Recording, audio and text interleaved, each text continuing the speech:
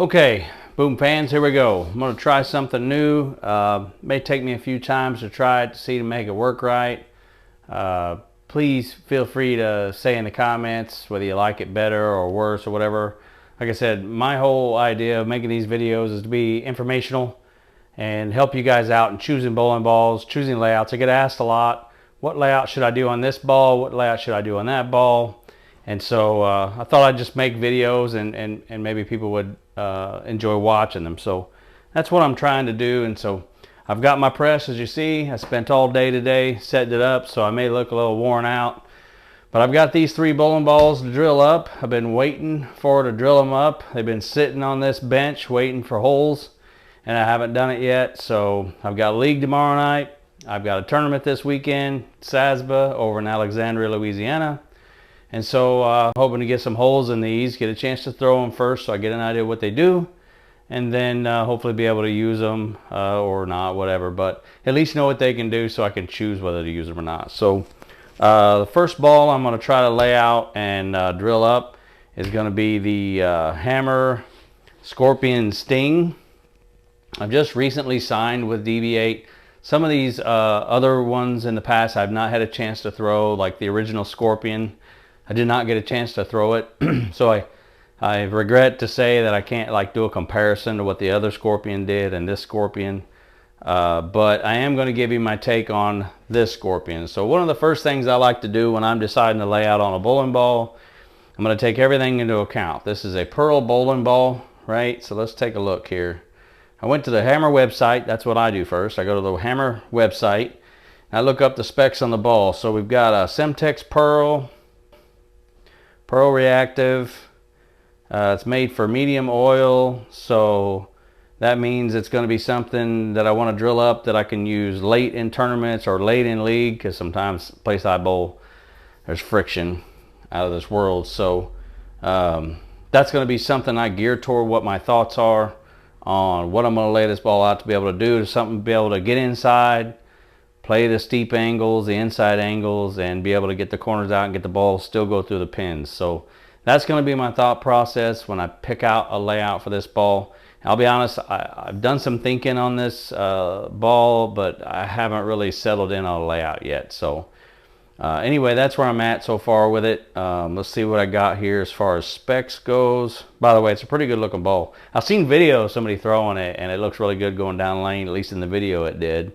So I'll be curious how I lay it out, because how you lay it out, sometimes obviously the colors look different going down the lane. So I'll be curious to see how it looks when I throw it down the lane, but it looked pretty good on the video that I seen. So the finish on it's the steps, they go steps 500, then 1,000, 1,500, and then factory compound. So it's got that compound on it, so it should still have some teeth, which is going to be useful because I'm going to want it to be able to change direction down lane. So that's good, but the compound will help it get through the heads.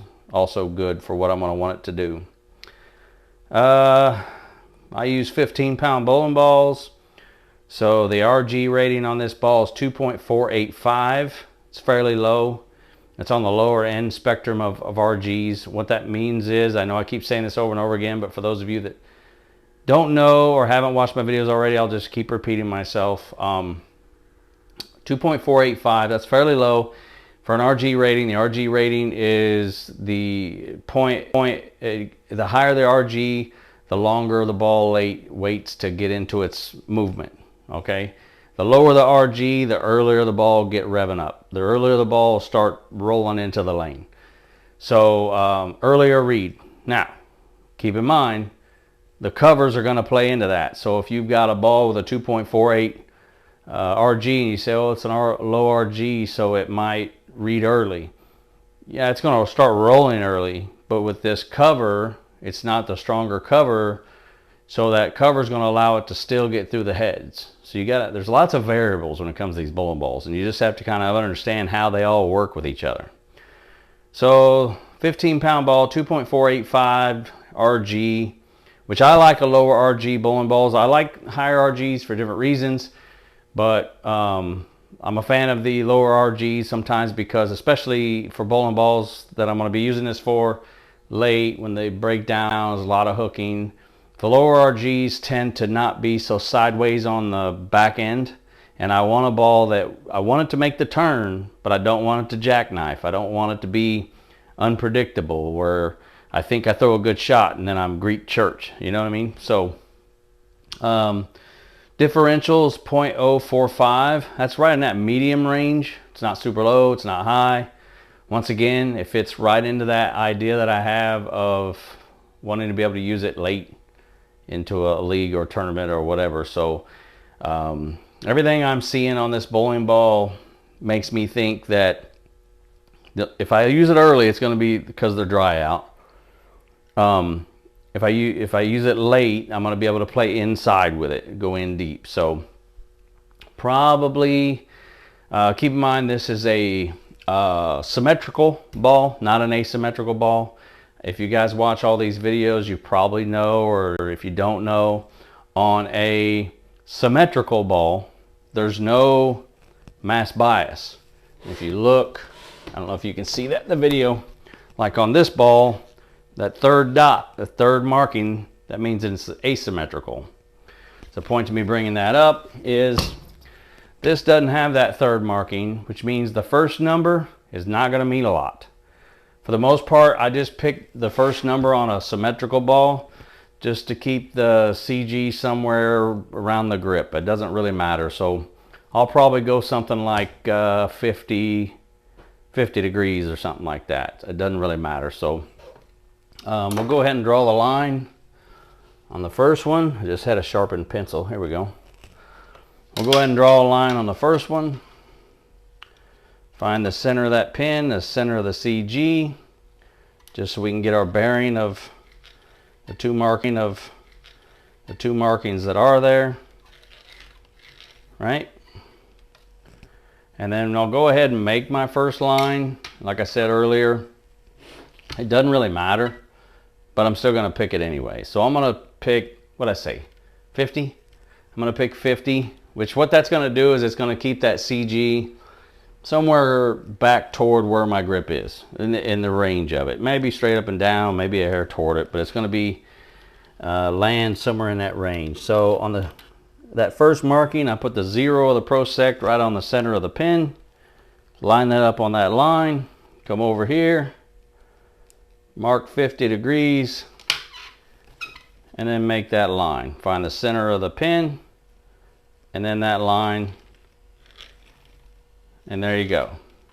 What that does is that gives you your first angle right here at 50 degrees. Okay, like I said, so that number really doesn't matter a whole lot as far as your reaction goes, but I just do it like I said, just to keep it kind of wherever I want it. But we'll start with that. Now my second number is the pin to PAP distance, which is controlling how much flare you want out of the ball. The flare potential is based off of the differential. So the higher the differential, the more flare you can get out of the ball. This is kind of that medium range at, what was it, 0.045. So I'm not going to go too crazy. I'll probably go 4.5. I like to go 4.5 on a lot of my bowling balls.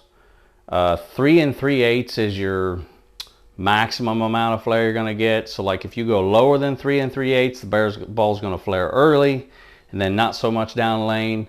If you go higher than 3 3/8, the ball's going to flare later on the lane and not so much early. So I hope I explained that right. So I'm going to pick 4.5 so that the ball, it just kind of plays along what I talked about earlier. It'll delay the flare just a little bit, but not much. And the differential is not super high, so that's going to be about, I'm guessing that's going to work out. So then, if I want 4.5, I get it on that pin. Mark down here, 4.5. All right. That's how far off of that I'm going to go. Okay, so now that I've got my pin to PAP difference, I'm going to go over here, put my 0 on that, find my third angle. Now the third angle does make a difference. The pin to PAP distance makes a difference on a symmetrical ball, and the third number on it makes a difference on it. So The lower the number on the third number, the sharper I shouldn't say the sharper, the harder it's going to come off the break point. So your angle coming off the break point is going to be a little bit more direct. And the way I kind of picture it is, so the lower the number, the lower the degree, right? Is you're also closing in your angle down lane. So when the ball comes off the spot, it's going to come like that. Versus the higher the number, the ball is going to kind of roll slow off the spot. It's not going to jump off the spot. It's going to roll slow off the spot. Well, I want this ball to jump off the spot. I don't want it to jackknife, but I don't think this ball is going to do that. I could be wrong, but I'm taking an educated guess. So I'm going to go with a fairly known number. I'm thinking either 20 or 30. I'll split the difference and go 25. How about that? So we'll go 25 on the back number. And for me, I can't speak for everyone else, but that's what a lot of this is for me. I'm trying to just guess. These are all just educated guesses. I can't say 100%, and I don't really honestly think anybody else can either. 100%, if I do this, this is what I'm going to get. Now, the smarter you get, the more educated you get, the better your educated guesses get. But I don't think you can ever 100% guarantee what you're going to get. There's so many variables in a bowling ball. Not to mention the fact variables of the bowling alley you bowl in, you know, or how you throw the ball. So, so many things. But anyway, we're going to go 25. Let's see how that works out, I think. I may change my mind, but that's what I'm going with for the moment. I'm getting old, so my eyes are bad, but I think I'm hitting 25 here. All right, now I'm going to take that mark I just made, and I'm going to run that through where the PAP I just put is. This line I'm making here is called the VAL line, the vertical axis line. Right? This is my axis. This is when I let go of the ball where my axis is going to be. Well, actually, it's going to go down. Yeah, it's going to be right here. But so this is the line that goes through that. That's what that's called, because you're going to now make your layout based off of this line here. Okay? So now I've got my VAL that's 25. I got my first line number, the difference. And my pin to PAP different span is a 4.5. I went 4.5 PAP to pin distance. So, all right, my PAP, because it's large, is 5 5/8 over and 3/4 up. That 3/4 up means I got to take this VAL line and go 3/4 down. So I put that little PAP where I marked the PAP earlier on 3/4, then I go down to 0 and I mark that. Now I've got my center of grip line that I'm going to come off of. Got that. The spine of the prosect is on the line here. And then I got to go over 5 5/8. I had to look at my little notes because I recently checked my PAP, as I hadn't really done that in a long time, and I've really worked on changing how I let go of the ball. And I did, so I don't quite have it memorized, so I got it wrote over here on this board over here. 5 5/8 over. So I apologize about having my back to you, but oh, my hip. Now I'm going to get a better look at that once I get the ball turned. So that was here. Yep. 5 5/8 is right here. Alright, now that I found that, put my spine back on the bowling ball here, go to that mark I just made where it's perpendicular with the VAL, and run me a line this way. And then what that does is that's going to be where my grip is going to be on the ball, if you guys can see that. I'll look at you later on, and if you need a close-up on it, I'll cut up close on it. But that's basically where you land on the ball. Now this is going to be the center of my grip, right here where that little cross intersection is, right? So, and my grip is like cut to cut, 4 5/8 or something like that. I'm going to double check that because I just wrote that down, because that's another thing I've changed recently. But just to give you an idea how this is going to look, That'll be about right here and right here. So you're looking at